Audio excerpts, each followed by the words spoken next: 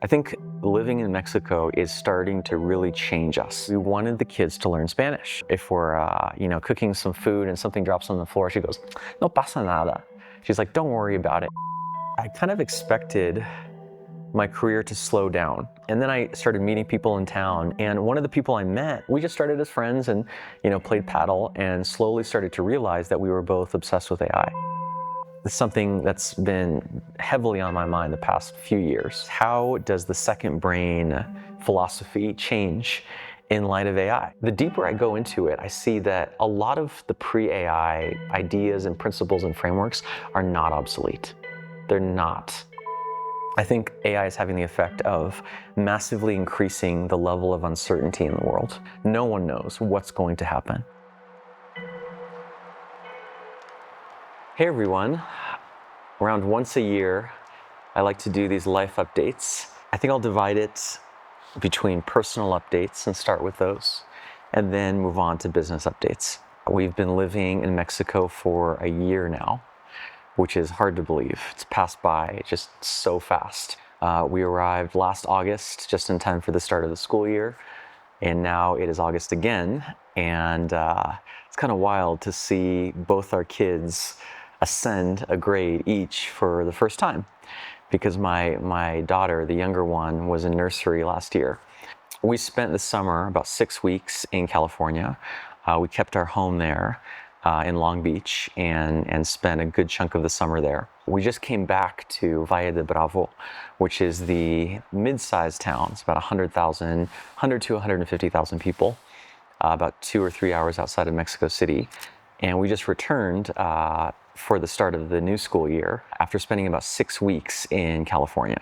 And those 6 weeks were definitely the longest trip back home that we've made so far. And it really allowed me to notice the contrast. I think living in Mexico is starting to really change us in a few different ways. The first one I notice is pace of life. Things just move much more slowly here. It's not only being in Mexico, it's being, in a smaller town versus in LA.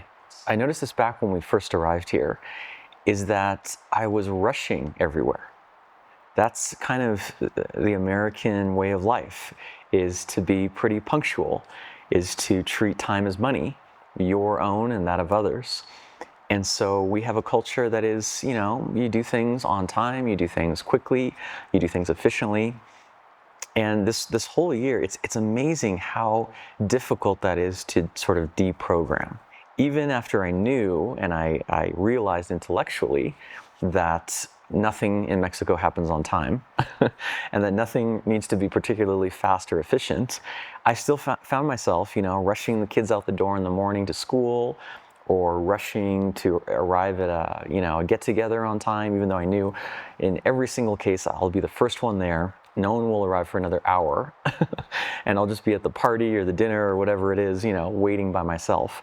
Even though I know that, and that happens every time, I still find it incredibly difficult to truly let go of a certain relationship to time and a certain relationship to, I guess, punctuality. And so going back to the US after a year of sort of slowly relaxing that relationship to time, I was just kind of taken aback at how fast everything was moving. People would often, sort of get really worked up and panicked when things weren't going, according to schedule. Whereas in Mexico, that's just not a thing.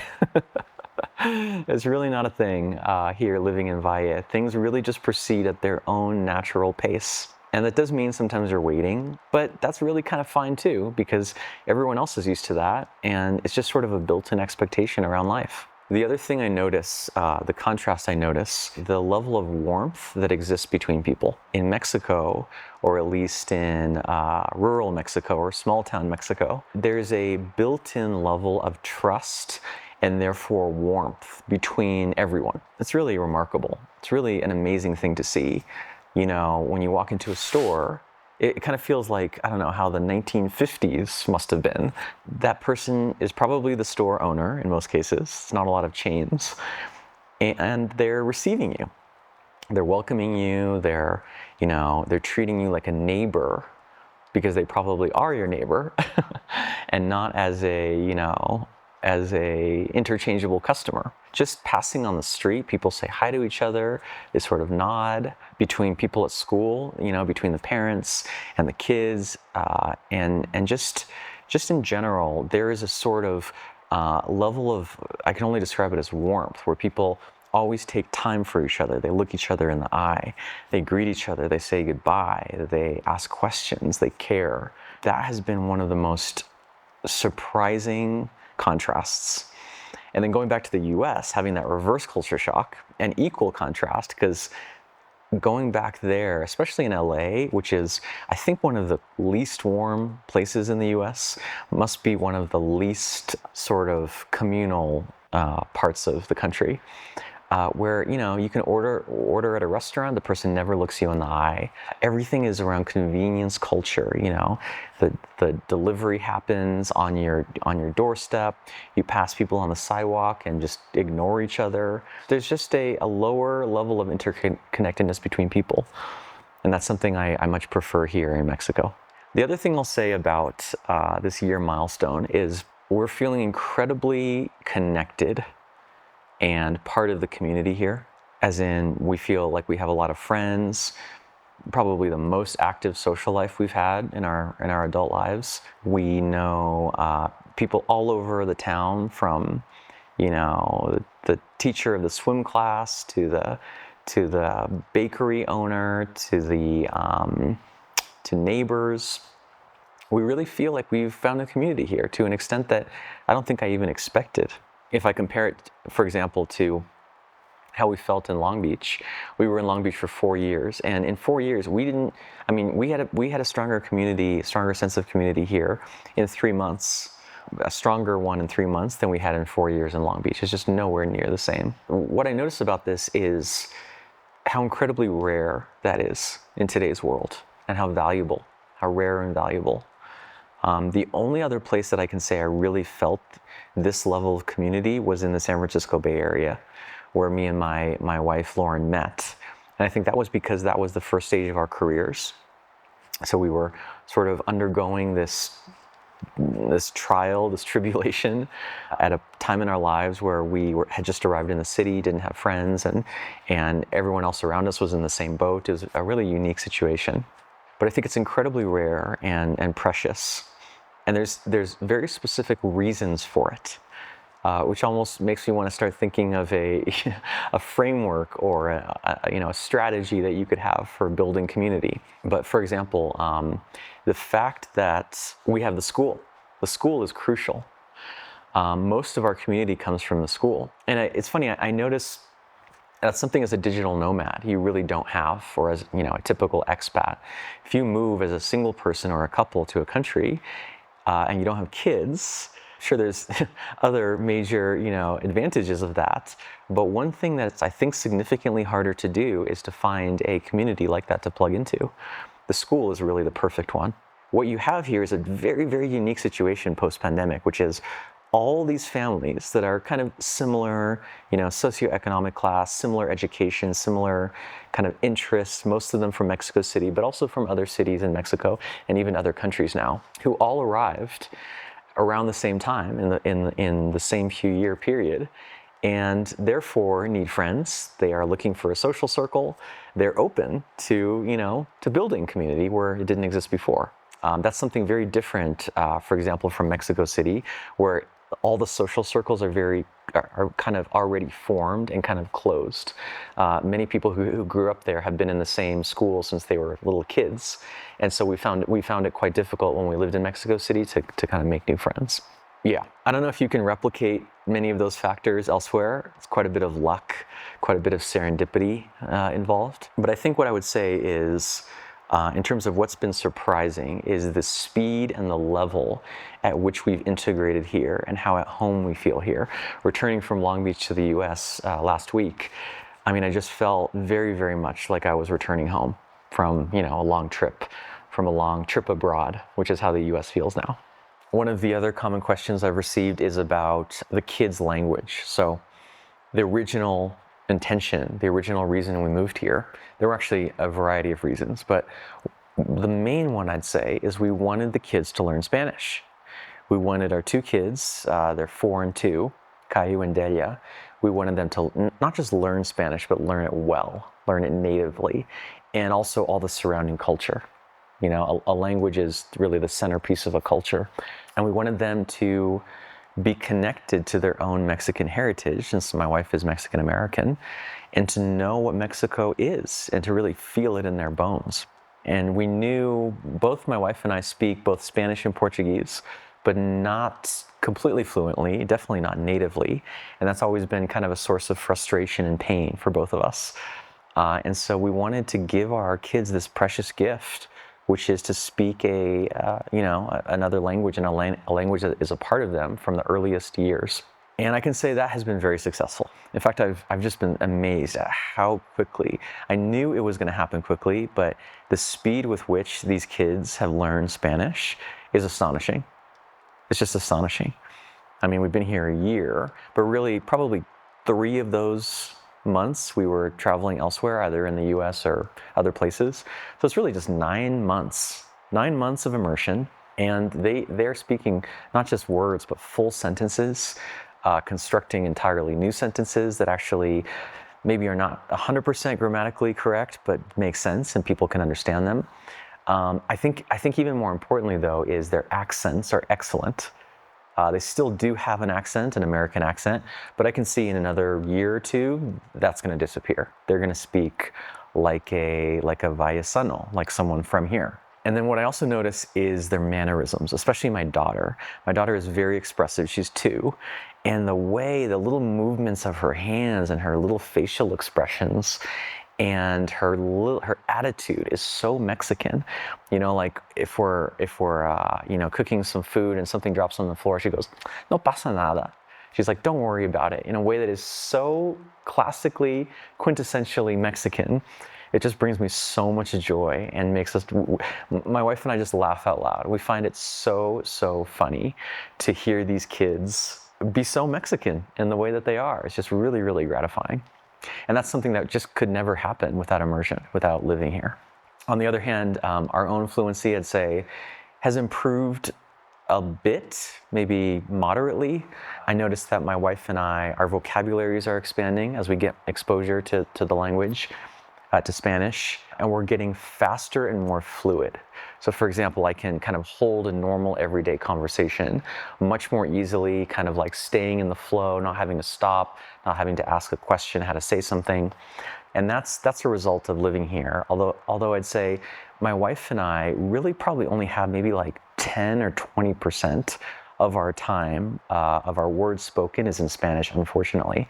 And that's because we're mostly with each other, speaking English, or we are working, which is in English, or we're talking with our friends and family back home on the phone or Zoom or whatever, which is in English. So the only time that we are really speaking Spanish, besides like small interactions with storekeepers or people on the street or neighbors, is hanging out with Mexican friends. Although even that is a challenge, we've noticed, because everyone here speaks English, especially this socioeconomic class. They speak perfectly fluent English. Like it's amazing. Most of them have lived in the US or worked in the US or studied in the US. They often do business today, every day in English or part of the day. And so it's really hard, I've noticed, even if you really want to speak Spanish and their native language is Spanish and they know you want to speak Spanish, estoy tocando aquí. Even then, I think the default between any two people is to default to whichever language you both speak the best. And with most other adults here, we both speak English much better than our half of the conversation speaks Spanish. So unfortunately, I'd say our Spanish has not improved as much as I'd hoped. So the last personal update is just the main open question that's on my mind these days, which has to do with this idea of the golden window. My friend Kehi has this idea that he's talked about and I think written about, that when you have kids, this is really all about kids, you have this golden window that is more or less the first decade of their life. You have this decade for each kid in which you are their entire world. They're obsessed with you. They can't get enough of you. They want to spend every minute with you. They just want your attention is the most valuable thing in the world. They think you're so cool and interesting and fun. They want to mimic you. They want to go everywhere with you. They want to do everything that you do. You are their world for this 10-year period. I think in his case, I think his oldest daughter is around 10, maybe 11, 12, around there. And he already notices that this distinct shift, which is that she now doesn't necessarily want to spend the weekend with her parents and her sister. She doesn't necessarily want to go on family vacations. She doesn't necessarily, she wants to hang out with her friends, basically. His advice, based on that idea, is to really treat it as this golden window, this golden opportunity, this relatively short period of time where that is the case, where your connection with this child is at its strongest in many ways, or is at its most intimate. And so taking that idea to myself, I'm really kind of obsessed with thinking about these next, let's call them 10 to 12 or 10 to 14, 10 to 15 years. And being so intentional about how I want to spend them, not leaving it to chance, not letting the routine just kind of take us through the years where suddenly we look back and realize, oh my gosh, where did those years go? Not reaching their teenage years and feeling, this is the most important, is I do not want to reach their teenage years and think, oh, we really missed our chance. We missed the opportunity that was their childhood. I can't imagine a worse regret to have in life.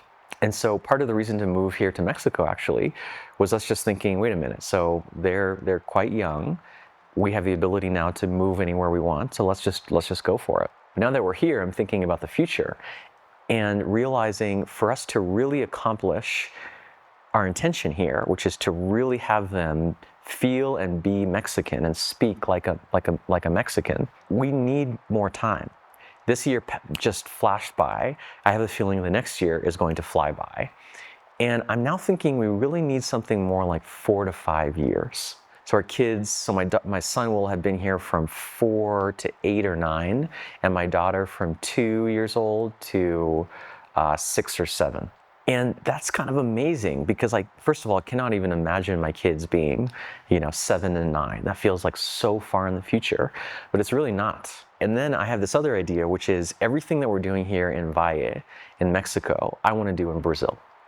In fact, as time passes, that desire is becoming stronger and stronger because they have their Mexican heritage on their mom's side, but on my side is the Brazilian heritage. And I'm so utterly determined that they not lose that they have just as strong of a connection with their Brazilian side as their Mexican side, which then tells me we got to do this all again. We've got to rerun the template on this time in Brazil. But then that brings up other questions like, okay, well, if we then spend another 4 to 5 years in Brazil, that takes us until they're 13 and 15, something like that, which is now the end of the golden window. So now I'm thinking, wow, if I sort of follow through on this, I guess it's a plan, we are going to spend half of their upbringing in Mexico and half in Brazil. And I'm kind of okay with that. That's actually awesome. My only, I guess it's a concern or worry is, I guess there's really just one, which is their connection to the US, and really not the US, it's really to our families. I really kind of wonder if we are robbing them of closer relationships with their grandparents, with their cousins, their aunts and uncles, which is just as important. It's important to be connected to a culture, but it's even more important, or just as important, to be connected to specific people. And so I'm kind of trying to figure out how to navigate that, how to square that. I don't know if that means we come back often, we come back multiple times a year during that entire period, or whether we cut it short and move back to the US at some point, maybe high school, something like that. Because I do think it's valuable for them to have some time in the US. The US does have some important perspectives and skills and opportunities to impart. And I want them to have access to those as well. So maybe this is a very particular thing to worry about for me, but basically how to balance their access, my kids' access and my exposure to each of these influences and these people and these cultures and these languages is one of the main things on my mind these days. If you have any thoughts on that, any advice, any experiences that might be relevant, anything that you see in what I'm saying that I'm maybe not taking into account or not seeing, I would love for you to tell me in the comments. And now for business updates. So the first one is on the book. So much time has passed already. It's kind of wild how extended in time a book of this kind is. I started working on the proposal January 2024. I have just signed my next major book project. This will be my third traditionally published book. I don't yet have a title or a cover or anything like that. I'm just at the very, very beginning stages. Sold it to my publisher I think it finalized in April 2024. So from then until now, that's about 18 months, I've just been researching, and then the past 6 months of those 18 months have been writing. I'm close to finishing. I need to turn in the manuscript in the next few months, before the end of the year for sure, because then the whole publishing machine will have 1 full year before it's published in late 2026, in time for the annual review season, which is the holiday period.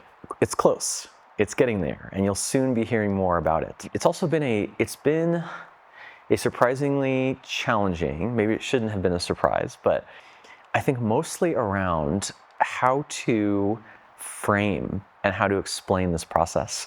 I have no doubts about the value of the process, the practice called an annual review. In fact, as I've gone and studied examples throughout history and other cultures, and studied how famous people or influential people or very successful people do annual type practices, I'm just so completely certain that this practice, this tool of the annual review, is one of the missing pieces in, I don't even want to say modern business or modern success, but in modern life. It's a linchpin. It's a cornerstone of what it means to live an intentional and meaningful and, yes, successful life. I don't know how people do it. How do you live intentionally and strategically without, on a yearly basis or some other period, some other cycle, stepping back from your daily concerns and thinking about things like your purpose, your vision, your values, your principles, how all those things are evolving over time? I mean, especially, this is where AI is coming in as well. I think AI is having the effect of massively increasing the level of uncertainty in the world.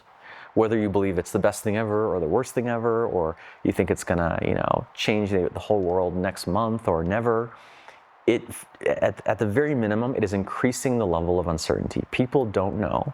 No one knows what's going to happen. Technologically, but also related to that socially, politically, culturally, in terms of the climate, in terms of even other kinds of technology outside of AI, like bioengineering, etc. We really don't know. And the funny thing about uncertainty, there's that famous quote, "Plans are useless, but planning is indispensable."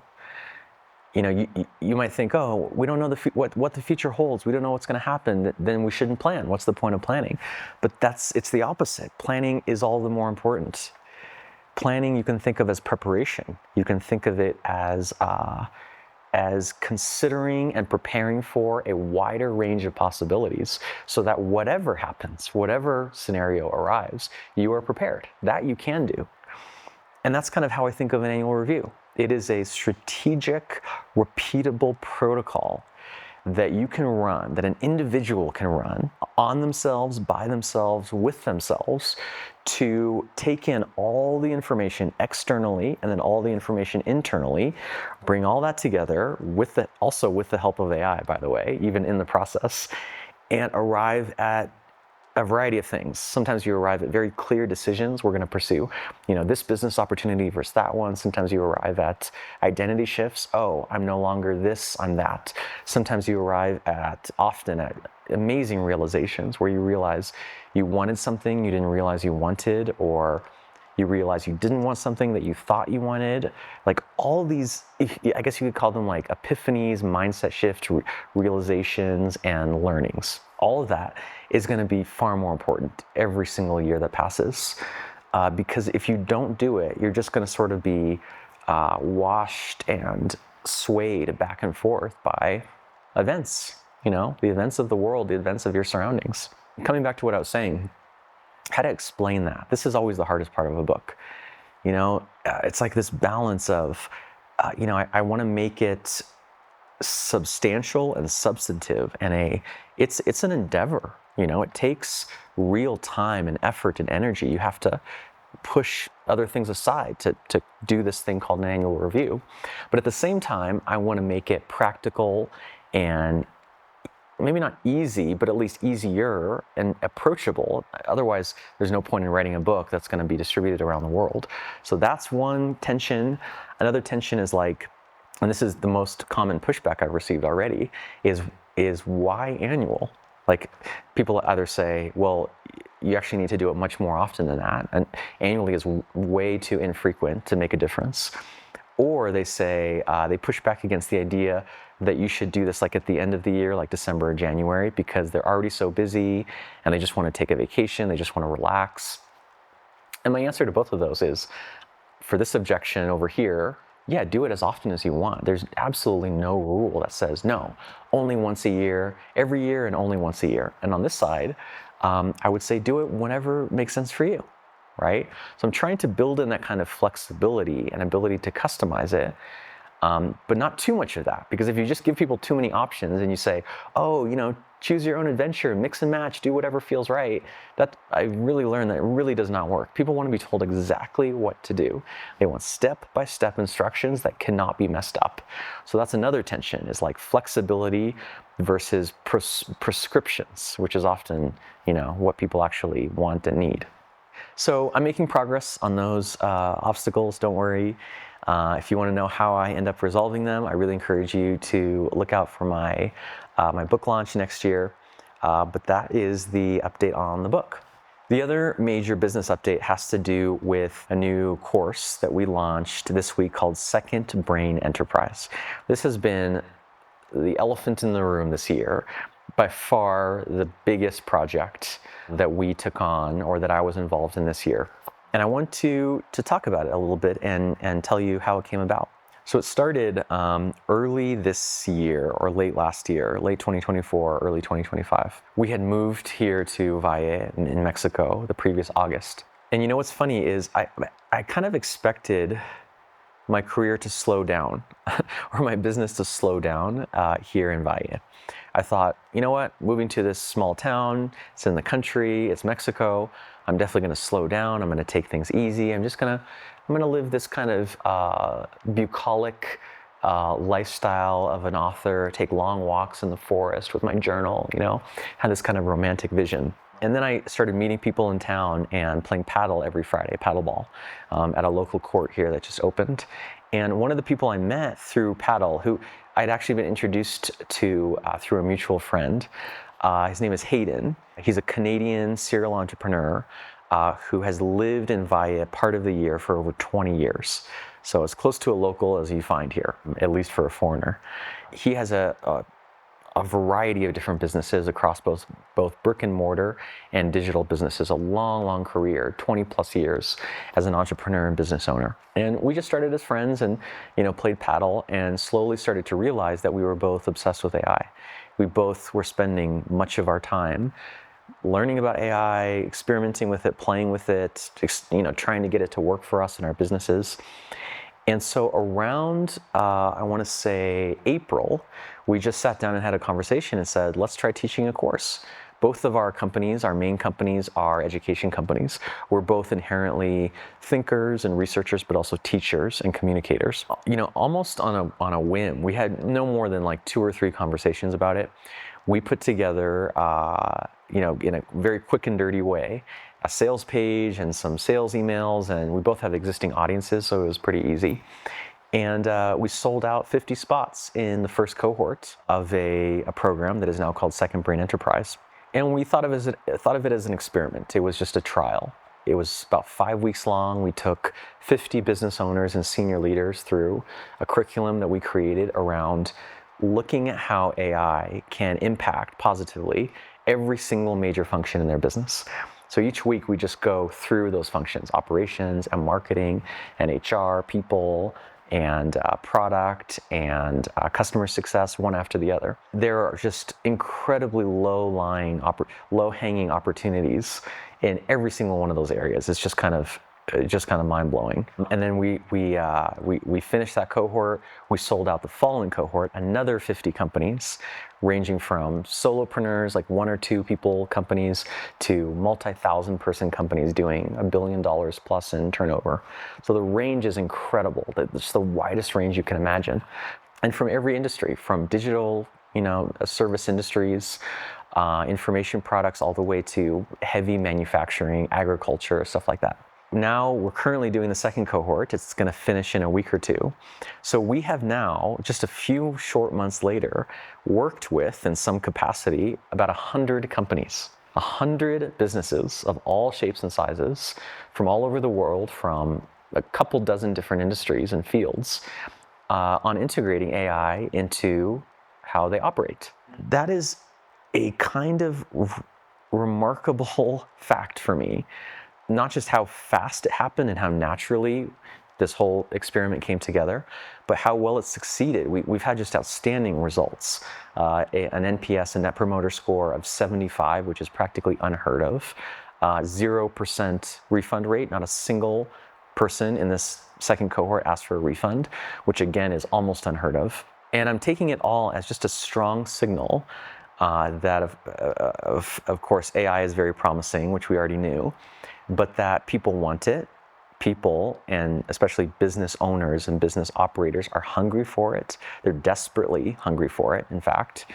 That there's not a lot of good options out there. Most of the options out there are like these cheap self-paced courses that leave it more or less up to you, or it's consulting where you really have to get into this really bespoke, back and forth process with someone, and you're kind of, hoping that they specifically can solve all your problems. Or you're running AI pilots that fail most of the time because you just don't have the right starting assumptions. I really believe, I feel that we have a very strong alternative to all those. And the results kind of speak for themselves. And we're going to continue doubling down on that and pursuing this opportunity, which is essentially B2B AI education. I wanted to share a couple, surprises or unexpected insights from the whole enterprise.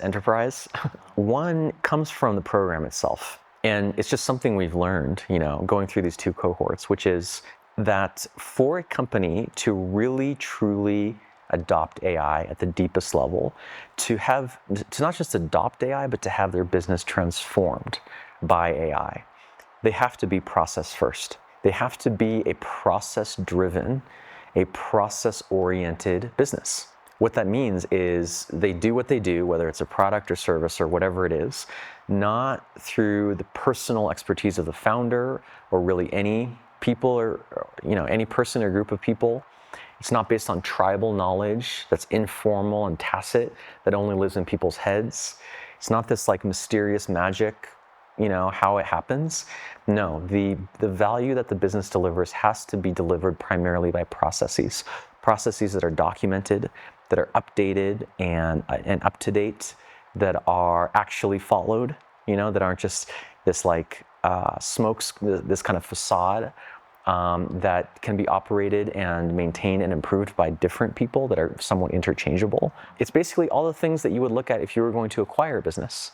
If you're going to acquire a business, you don't want there to be any tacit knowledge. You want everything to be written down and documented so that when the previous owner leaves and you take over, you can operate that machine the same way or even better than the previous owner did.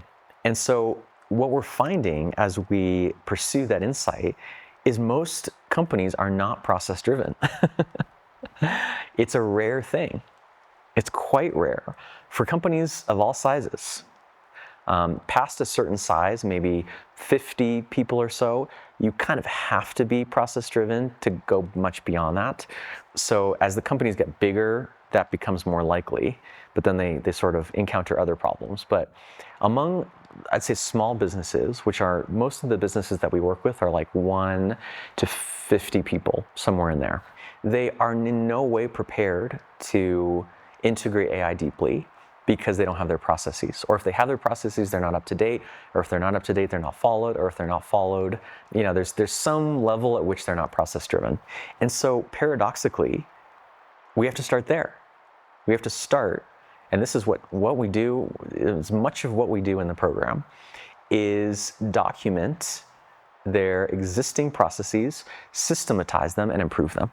So first of all, that is a pre-AI endeavor, right? Pre-AI, you had to do the same thing. And it's not easy. It's not just sit down and, oh, this is the process we follow. No, you have to really think about it. You have to spend a lot of time pulling knowledge out of people's heads, a lot of time and energy checking to make sure that that's the process you follow. Then you have to train people on the process and then measure the process and then enforce compliance to the process. It's really enormous, which is another reason that in the past, pre-AI, that kind of process culture was limited to large companies. If you didn't have, a few hundred people, you just could not afford the bandwidth it took to do all that. Luckily, it's not just like, oh, go off and do that, and then one day when you're finished, go and see how AI can help. AI itself can help you do that. It can help you make that jump from a tacit knowledge culture to a documented culture. And the way that looks is you sit down with an LLM, like Claude is the one we recommend, and we have a very specific prompt we use for this, but you collaborate back and forth, iteratively, back and forth many times through many versions to create that process, to basically pull the knowledge out of your head and the heads of others. And then to stress test it, work with AI to see how it could be condensed, how it could be broken into stages, how certain steps could be eliminated or automated entirely. There's a lot you can do. But you can almost think of enterprise, maybe half of it as a accelerated AI-assisted crash course in rapidly, much faster than would otherwise be possible, making the leap to a process-driven enterprise, a process-driven culture, is what I would say. And then the other half is like all the things that enables, all the incredible opportunities for speeding things up to a extreme degree, to growing your bottom line or top line without growing headcount, to automating things, which is what people largely get excited about. I automated this 12-step, That is a relatively advanced later stage thing that happens. And then the other thing that I've learned, and this has to do with a question that someone sent in, which is how does the second brain philosophy change in light of AI? It's something that's been heavily on my mind the past few years. So when ChatGPT first came out, maybe when GPT-3 came out, I would say, and it became clear how powerful this would become, right away, my first assumption was, oh, this is a new era, a new paradigm, and probably all the building a second brain content is obsolete. It's kind of funny how quickly I accepted that reality. I was like, oh, no, everything we've done, that's the old paradigm. Let's go to the new paradigm. Just to be specific, I assumed that taking notes would become much less important because AI can, search and access all these bodies of knowledge online and offline and do the equivalent for you. I assumed that organizing information at least would be completely obsolete. Who's going to be sorting things into files and folders when you have AI that can instantly search it all? I thought that highlighting and progressively summarizing would be obsolete. I thought that the creative process, which I call code, would have to change radically. But I guess the other surprise, as we've launched what is really our first AI-centric product, which is Second Brain Enterprise, I've been so surprised and kind of shocked at a couple things. One is that the deeper I go into it, I see that a lot of the pre-AI ideas and principles and frameworks are not obsolete. They're not. The world has not changed quite as much as the AI, hype men will have you believe. Many, I would even say most of those pre-AI ideas still apply. Distillation is still just as important. Divergence and convergence, organizing according to actionability, capturing what resonates, like almost any principle you can think of from my books remains. Now, the way that you apply them, that you implement them, might have changed. but I've been very, very taken aback at how this new AI paradigm, I would say, builds on and extends and evolves the pre-AI knowledge management, personal knowledge management concepts, rather than just replacing them, which in retrospect, I should have known. That's what's always happened. The new paradigm never replaces the old paradigm wholesale, at least not instantly. It builds on it. It's like another layer, another archaeological layer that keeps getting added on top. So what am I doing as a result? So you see this point of view in the fact that we called it second brain enterprise. In many ways, what AI is allowing us to do is build a second brain, a centralized repository of your most valuable information, knowledge, insights, etc., but at the company level, right? It can also be done at the personal level, absolutely. We just happen to be focused on the company level. It's made it 100 times easier and faster and more leveraged, I would say, in just the span of a few years. So I think what we're gonna do is just pivot the brand, right? This, in retrospect, I guess this is obvious, and you may be thinking, well, of course this is what you would do, but we have so much existing IP, trademarks, existing books, a mountain of content, a whole ecosystem of content, a whole network we've created around the second brain idea. And it's so hard to build a real brand in the modern world that instead of trying to come up with something brand new, I think we're just gonna pivot what a second brain means from the previous definition, which is a digitally enhanced but still quite labor-intensive system that you build yourself, to an AI second brain, which is all of that, but greatly accelerated and made more efficient with the power of artificial intelligence. I always do a mid-year review around July, where I look 6 or 7 months back to the projects and goals that I set for myself and for us at the start of the year. We'll put a link to that in the description. It was so fascinating revisiting those after 6 months. 6 months is such an interesting period of time because it's close enough that you remember the state of mind you were in 6 months ago, right? It's not that far in the past. It was pretty recent. So you remember what it was like to be the person who had these hopes and these dreams and these goals. But it's also long enough that you can also see your mistaken assumptions and your blind spots just so crystal clearly, right? You're just like, what was I thinking? What was I on? What an absurd goal to set for myself. As I was doing that a few weeks ago, I saw that I had declared 2025 the year of profitability for the company. I had kind of forgotten about this, to be honest, because I tend not to think of the finances too much. But we had the worst year ever financially in 2024 as a company. We'd lost money as a company for the first time ever. And so I started 2025 thinking, we really need to give attention to our profitability. And so revisiting that and then looking at our finances, I can say that is very, very much on track, mostly due to the 2 cohorts of Second Brain Enterprise that we've launched, which together made around $1 million. Of course, nowhere near all of that is profit. In fact, only a small portion of that is profit. But even then, I think year to date, now in August, we are at around a 50% profit margin. 50% profit, which is just fantastic. It is beyond my expectations. And I think with the upcoming launches and other plans that we have for the last few months of the year tend to be quite strong. You have Black Friday and annual review season and all that. So I expect that to be maintained or even improve. So congratulations to us. We managed to fulfill on our declaration of the year of profitability. My last update, I recently published a blog post describing my first psilocybin assisted therapy session.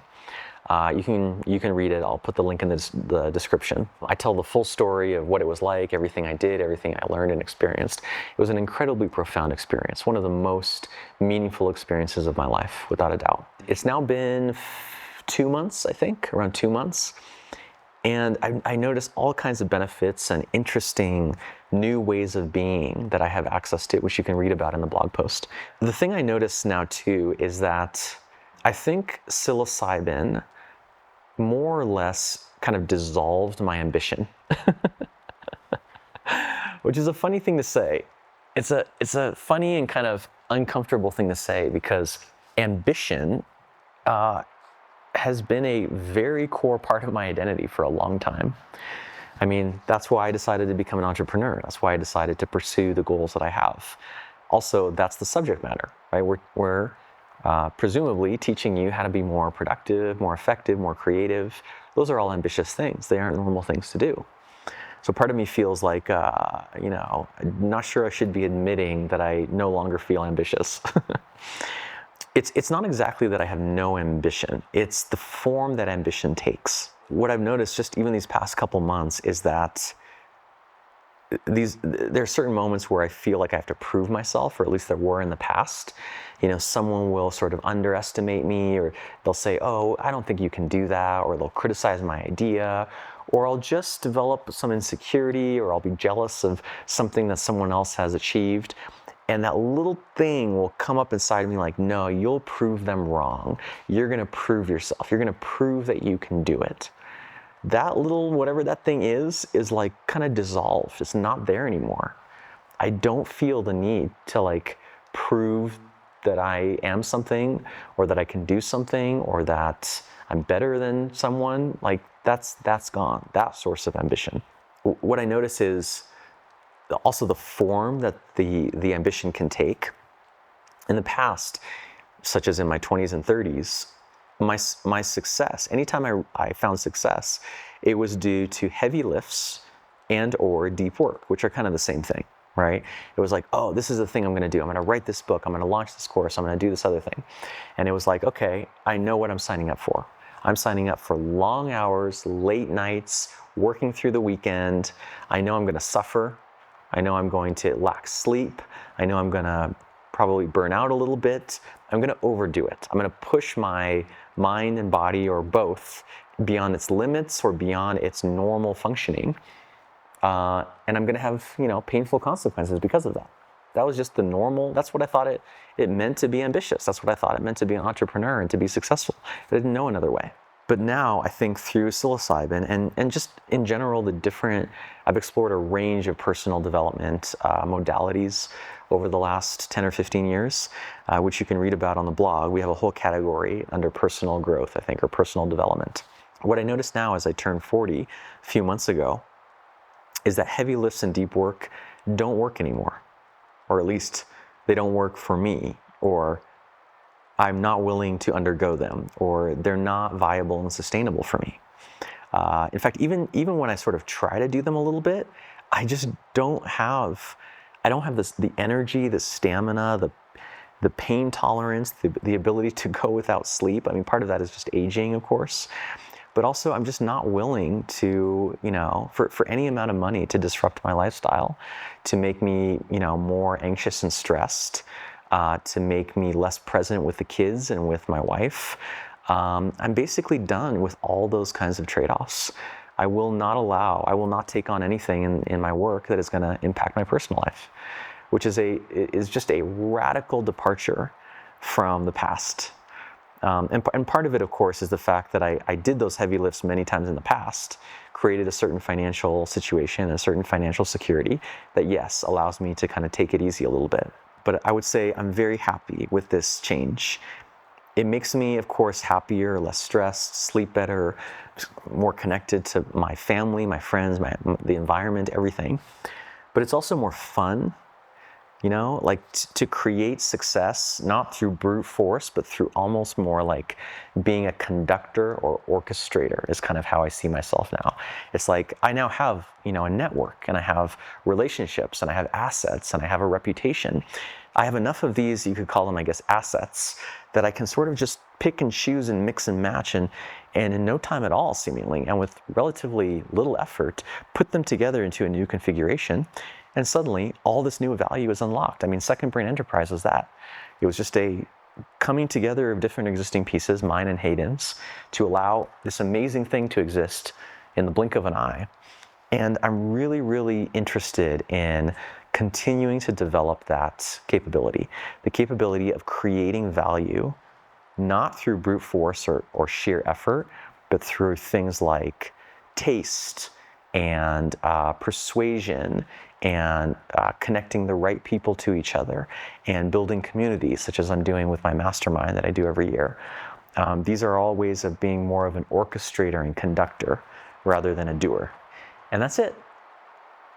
That's it. Thank you for listening, indulging me. It really is indulging me on this wide-ranging adventure through the very odd corridors of my mind.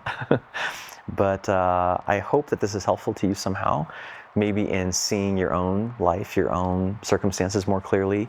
Maybe you will face similar challenges or opportunities as me in the future, or maybe you have in the past. I hope that in some way this has been helpful. And in turn, I would ask something from you. Do you have an observation? Something in what I've said over the last however many minutes this is that you want to reflect back to me, that you thought was especially either meaningful or important or interesting, or feel free to tell me what, and you always do, what didn't make sense or was contradictory or was just plain stupid. I'm here for all of it. And if you especially have any words of wisdom or words of advice or a story of how you overcame a similar situation in your life or your work or business, I'd love to hear it. Go ahead and leave that in the comments below. Thank you.